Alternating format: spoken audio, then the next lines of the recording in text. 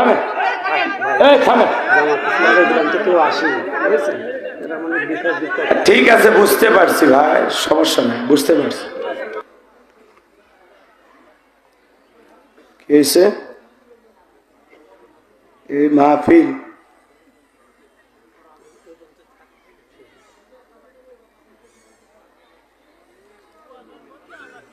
কি করেন না করেন, এগুলো স্লিপ দেন, ধরে নিয়ে যাবে আপনারে, ভয় পান কে? মঞ্চে তুলে দেওয়ার আগে কথা বলবেন, মাঝখানে কোনো ডিস্টার্ব করবেন না।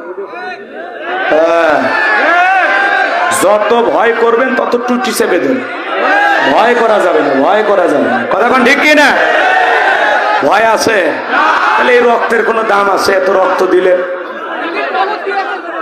হ্যাঁ হ্যাঁ, সারা জীবন সিলি পেলে ভাল লাগে না। এই থামে, এই থামে। ঠিক আছে, বুঝতে পারছি ভাই, সমস্যা নেই, বুঝতে পারছি। আমি কারো কারো কি উল্টা পাল্টা কিছু করছি? এলে যুগ বুঝে কি একটু বলা লাগবে, এটুকু সহ্য না করলে মাহফিল দেবেন না। ঠিক আছে, এই থামে না, চুপ করে, চুপ করে। কি লেখছে আমি তো জানি, সিটি তো আমার কাছে লেখছে, আমি তো বুঝি। আমি বেশি কিছু বললাম না যাতে সমস্যা না হয়, কারণ আমি চাইলে এখনই বিশৃঙ্খলা ঘটাইতে পারি, কিন্তু আমি ওই ধরনের বক্তাও না, আমি ইচ্ছে করে ঝগড়া করিও না। কিন্তু আমি বলতে চাই, আমাকে দাওয়াত দেওয়ার সময় বলে দিবেন, ঠিক আছে? হ্যাঁ, জেল কাটা প্লেয়ার বসে আছে, ঠিক আছে? এদিক খেয়াল করেন, কষ্ট হয়, কষ্ট হয়, ভয় পাওয়া চলবে। আগেই তো ভয় করিনি, এখন তো ভয় করার প্রশ্ন আসে। যারা পালিয়ে দেয় ওদেরকে দেখে ভয় করে লাভ আছে? হ্যাঁ, এই জন্য ভয় করার কোনো কারণ নেই। আমরা সবাই মিলেমিশে থাকবো।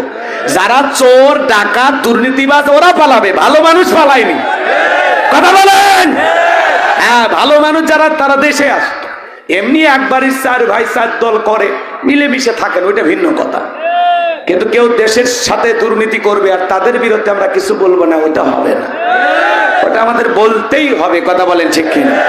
সম্মানিত ভাইয়েরা আমার, চলেন সামনের দিকে যাই। আমি যে কথা বলতে চাচ্ছিলাম, মুসলমান হবে যারা, মিথ্যা কথা বলতে পারবে না তারা। রাগ করতেছেন মনে হয়? তাহলে মুসলমান হবে সত্যবাদী। চলেন সামনের দিকে যাই। আমি যে কথা বলতে চাচ্ছিলাম বাজান, এইবার ওমহে ডেকে বলে, বেলাল রে, উট্টুম্বা ছাগলের মালিক বানায় দেব, থাকার জন্য ভালো ঘরের ব্যবস্থা করে দেব। হযরতে বেলাল ডেকে বলে, ও মাইয়া রে, দুনিয়ার কোনো পার্থিব